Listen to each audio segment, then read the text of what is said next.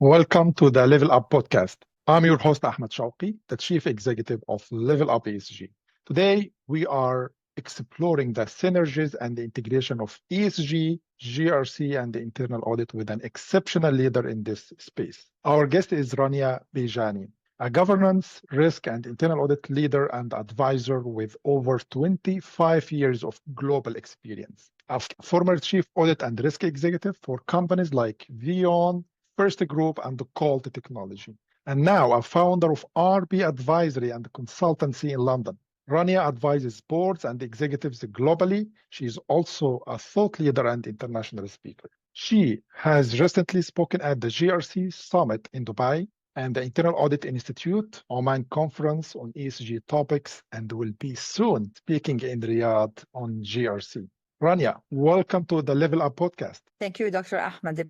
Pleasure to be joining you here. Pleasure to have you. Rania, tell us about your recent observations on the market. Like, how is ESG really transforming GRC and internal audits? And what are some of the key challenges organizations are facing in that space? Well, Ahmed, my observation is that whilst transformation is happening, it's happening at very different pace and in different parts of the world. So we're seeing, for example, in Europe, more progress than we're seeing in the UK, and we're seeing some countries scaling back their commitments on ESG, which means companies are also scaling back on their commitments in GRCs. And I've been recently in different fora with heads of audit, heads of risk, and ESG has not been one of the big topics being discussed. That being said, without kind of overgeneralizing on this, certainly many are progressing this conversation and are looking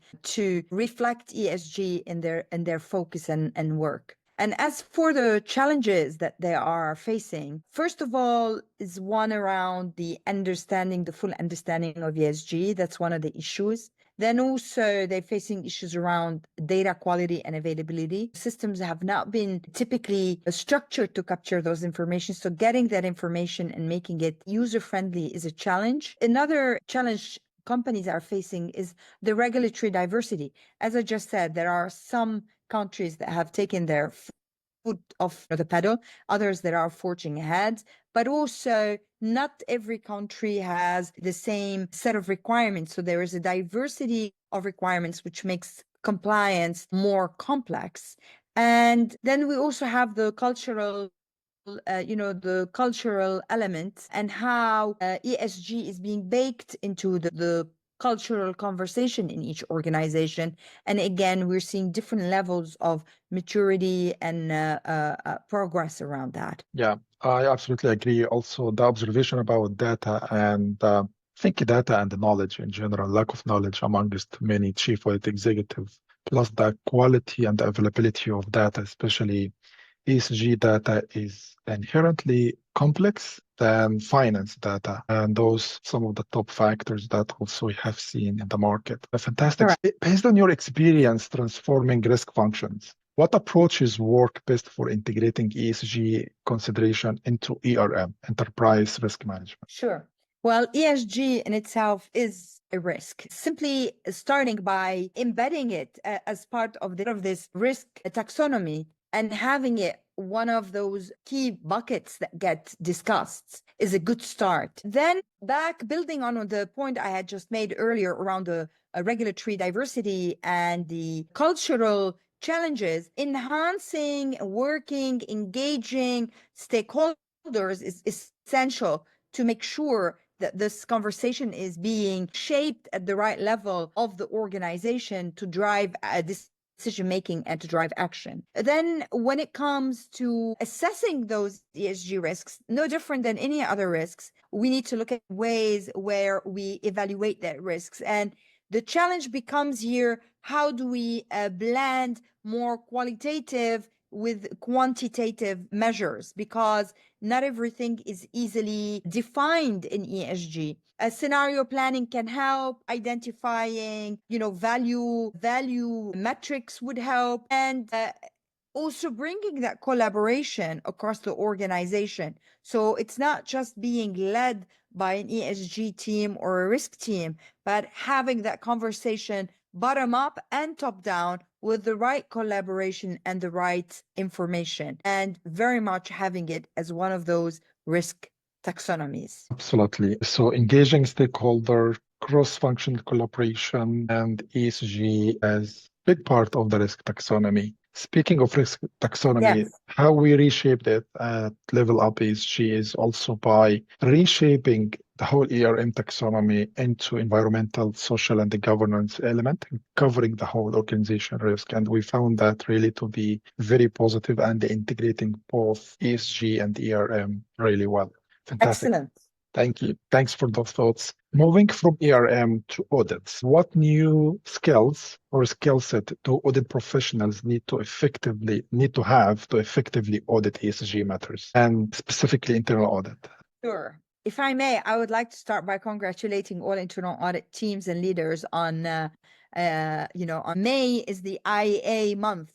So congratulations and thank you all for the great work that you are doing. Now, that being said, my observation again is that the degree of concentration and focus and involvement of audit teams into ESG is really different from organization to organization and from country to country. And we're seeing more progress in some places other than others. Now, back to your question as to how can internal audit really boost their ability to audit ESG and what to do. My first point will always be around awareness. So really investing in getting the knowledge, in understanding ESG, in understanding the regulations, in understanding the requirements and how do they apply and the different nuances and flavors is essential for auditors to start with. Then if we take a look at what really ESG involves, it's involving a lot of data. So we need to make sure our internal audit teams are building those data analytics skills and they have the right data analytics tools to be able to make a meaningful assessment and evaluation of what goes on in the ESG space. And back to some of the points I was saying earlier about the enterprise risk management function, the same would apply for our colleagues and friends in audit. We need to make sure as auditors that there is a wide functional, interdisciplinary collaboration and understanding and perspective. So rising over the silos and taking a bigger view to get a better understanding and appreciation as to how these ESG risks and processes and flows and requirements intersect with operational, with financial, with reputational, with compliance risks, so that there is a rich understanding.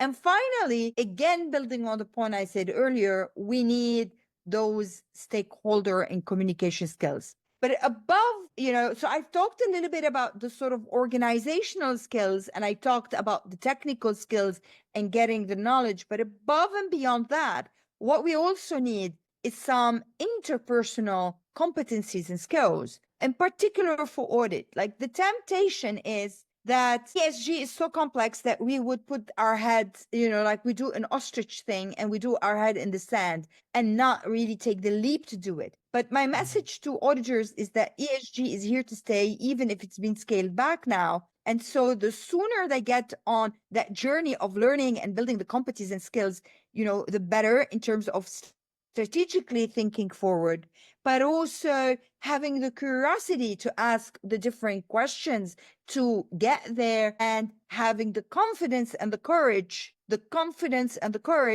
to be able to tackle those difficult or rather complex subjects. And I would invite them all to simplify the complexity by going back to the basics.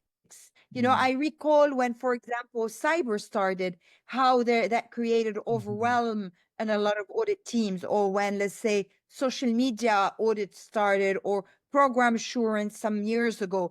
So this is this new wave or something new we need to tackle. And my invitation is go back to the basics, have the courage the confidence, the curiosity, build your technical skills, build your knowledge, and go for it. Absolutely. It's great, many advices. Let me try to summarize that. And I totally agree about the change. And this is how SOX started a number of years back. I think you mentioned they started from leveling up their knowledge, dive deeper into complex ESG data, leverage analytics, build relationship, collaborate, communicate effectively with the stakeholder and engage them. And then you focused into interpersonal skills as well, simplifying complexity and getting foundations right.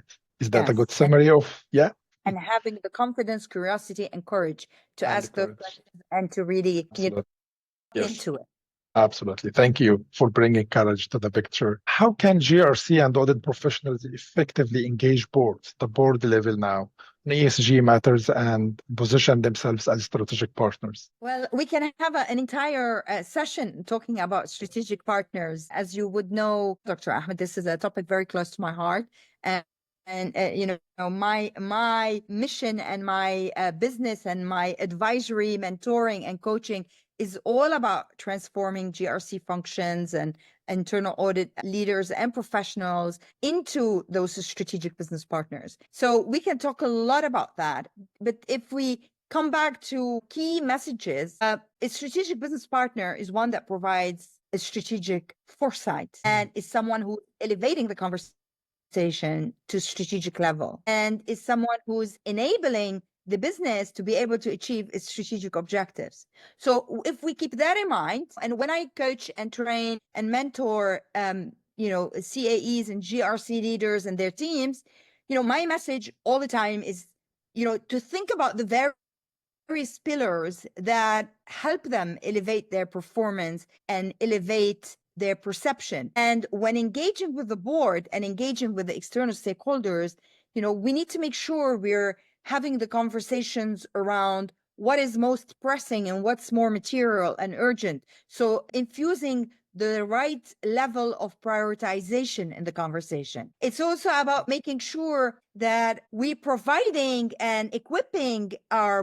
boards and our C-suite with the right insights for them to be able to make decisions and take actions. So those insights have to be really strategically directed towards the decisions needed in the business. Then it's very helpful for also the GRC and internal audit to show that sense of collaboration and build that partnership with the business by transforming the relationship and building that trust, collaboration, to be able to actually share best practices, pick up what good benchmarks are, you know, have the foresight around the trends, and take that information to the board so that when they are having that conversation, we're not looking solely at one part of the business, but we're having a bigger picture perspective, looking at the interdependencies, at the interconnectedness,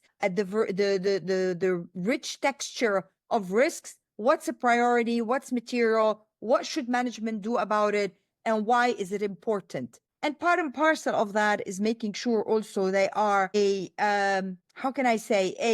medium of education themselves.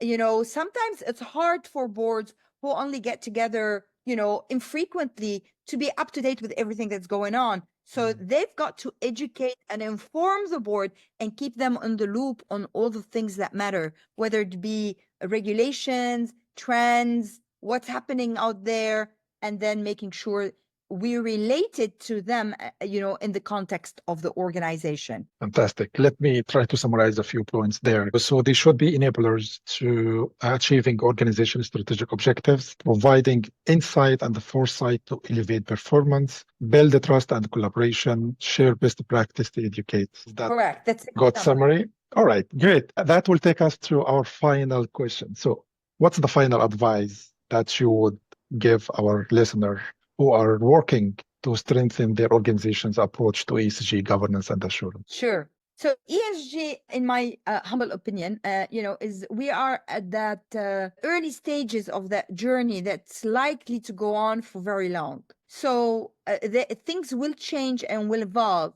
So again, keeping that that open mind to stay abreast of everything that might be happening. Perhaps we might see more regulatory changes. We are witnessing time in the world currently where a lot of the previously established priorities and political alliances are being redefined. And with that, the priorities in the business might shift and change. With that, regulatory requirements might shift and change. It might be less, it might be more. But my feeling is that as the world gets over this initial readaptation to how things are going, conversations around ESG will resurface because the topics around global warming and human rights and sound governance are not going away. And governance, is essential to driving good business. And we all need to depend on the planet we live in and having, the people engaged and motivated and fair and fairness and all that. So I foresee, but, this is me a little bit putting my head, looking in a crystal ball, but I do foresee there will be more focus on ESG in maybe a few months' time. And we might see that the different frameworks come together, as now there's a lot of different frameworks across the world. For example, the EU and the UK are probably the most well-developed. We've got countries like in the Middle East, UAE, KS, Saudi, Oman, picking, developing their own frameworks. We've got Australia, China, Singapore developing their own. And then we have like more fragmented pieces across the US and others. But I see that there will be convergence eventually because it makes it easy for businesses to comply. So perhaps there might be like a lobby from businesses to say, make it easy for us and let's simplify this. Obviously, AI is a big factor. How AI changes things, how the impact it will have in terms of tools and innovation and data gatherings, analytics, that might become an important competitive differentiator at some point. And then I think global warming is continuing. In London, we are being blessed with awesome weather. I'm not complaining. I love it. I'm loving the sun, but this is so unusual for this time of year. And so global warming will start having an impact. And the more it has an impact and the more, the economic crisis goes on and we see social equity and the gap between the rich and the poor, these issues will have a lot more focus and discussion. So in a nutshell, companies need to continue on focusing, driving the ESG agenda and having the right foundations and reporting and mechanisms in place to comply, to measure, to audit, to manage the risks, and to optimize opportunities it presents. Yeah, absolutely. So continue elevating impact. That was a great closure statement. Rania, thank you. Thank you so much for sharing those valuable insights with our audience today. And I look forward to the next episode. Likewise, Dr. Ahmed, thank you so much for having me. And I look forward to continuing collaborating in the future again. Thank you so much. Bye.